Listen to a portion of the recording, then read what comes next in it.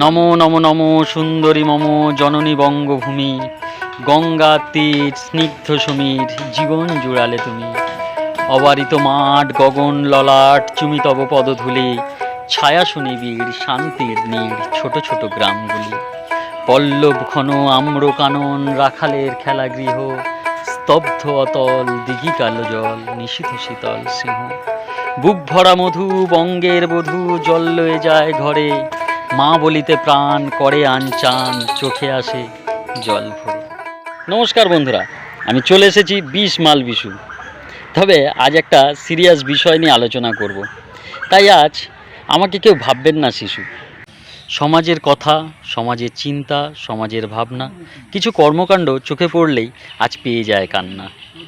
কিছু মানুষ আজ সমাজের কিছু উচ্চ পদে বিরাজমান থেকে এবং তাদের এই নিজস্ব ঔদ্ধত্য দেখাতে গিয়ে তারা যে কিভাবে সমাজের প্রতি খারাপ প্রভাব ফেলছে তা তারা নিজেরাও জানে না। তাদের অজান্তেই তারা করে ফেলছে এই ভুলগুলো। হঠাৎ একটা ঘটনার সম্মুখীন হলাম আমি নিজেই, যে ঘটনাটা প্রতিনিয়ত আমাদের মধ্যে ঘটে চলেছে। হয়তো আমরা সেটাকে খেয়াল করি, আবার নয়তো না দেখার ভান করে এড়িয়ে চলি। কিন্তু আমরা সত্যি কখনো ভেবে দেখি না এই ছোট্ট একটা ঘটনার কুপ্রভাব সবসময় বিদ্যমান থাকে আমাদের এই সমাজের মধ্যে এবং আমাদের মধ্যে। এবার ভনিতা না করে আসল কথায় আসি। আমরা হয়তো প্রত্যেকেই খেয়াল করি যে 2 চাকা বা 4 চাকায় করে যাওয়ার সময় অনেকেই হাতে সিগারেট জ্বালিয়ে ধোঁয়া ছাড়তে ছাড়তে যায় এবং পুড়ে যাওয়া সিগারেটের ছাইটাকে তারা হাত ঝাড়িয়ে ফেলতে থাকে। অথচ তারা চলন্ত গাড়ির পেছনে থাকা আরও অন্যান্য মানুষজন এবং চলন্ত গাড়ি যে কোনো রকম অসুবিধা হতে পারে সেটা তারা বিন্দুমাত্র খেয়ালও করে না। এক কথায় বলতে গেলে তারা বিষয়টাকে নিয়ে কোনো রকম কোনো তোয়াক্কাই করে না। আমার খুব সাধারণ একটা বক্তব্য যে তোমরা পয়সা দিয়ে যে সিগারেটটা খাচ্ছ তার উড়িয়ে দেওয়া ধোঁয়াটা আমার খাবার দায়িত্ব নয়। তোমার হাত ঝাড়া ছাইটা উড়ে গিয়ে তোমার পেছনে থাকা মানুষদের চোখে মুখে ঢুকতে পারে এবং তাদের অসুবিধা হতে পারে।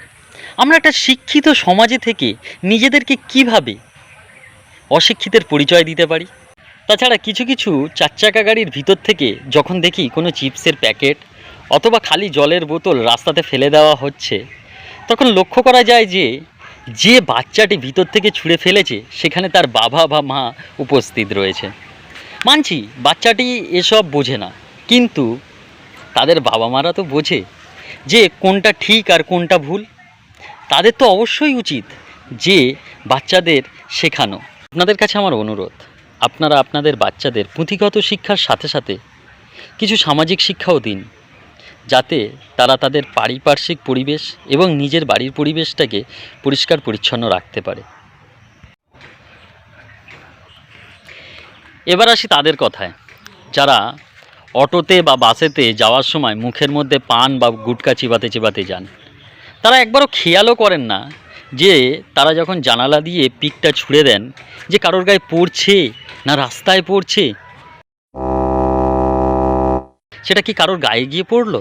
আর যদিও বা পড়ে থাকে, পাশ থেকে যদি কেউ বলে দাদা একটু দেখেছেন কোথায় ফেললেন, তখন তারা মুখ বাড়িয়ে বলে ও আসলে দেখতে পাইনি জানেন তো, বা বলে ও ভুল হয়ে গেছে, সরি কিছু মনে করবেন না।